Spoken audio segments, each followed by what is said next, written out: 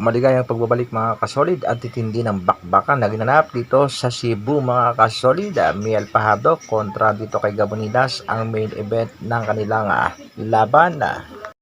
Ito nga ang bakbakang hinihintay ng buong Pilipinas maging sa ibang mundo. Ang bakbakan sa pagitan nitong si Miel Fajardo kontra nga dito sa angas ng Cebu na si John Paul Gabonidas. Sa main event ka ng laban ay nagpakitang gilas naman itong si Piala kontra nga dito kay Kanoy na parehas walang kapaguran mga kasolida.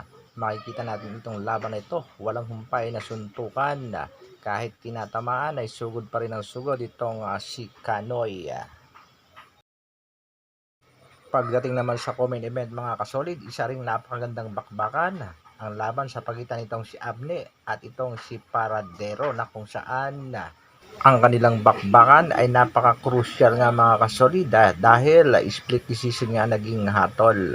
Napabagsak nga nitong si Paradero itong si Abne sa round number 8. Pero itong matinding nangyari mga kasolid dahil sa huling round ay nabawasan ng puntos itong si Paradero na kung saan nakuha nga nitong si Abne ang panalo via split decision.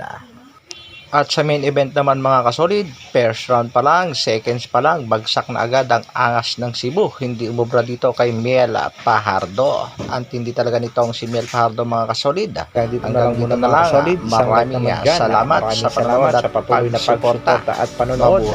Mabuhay. Isang like naman dyan mga kasolid. Dr. Alvin Vlogs. Bro.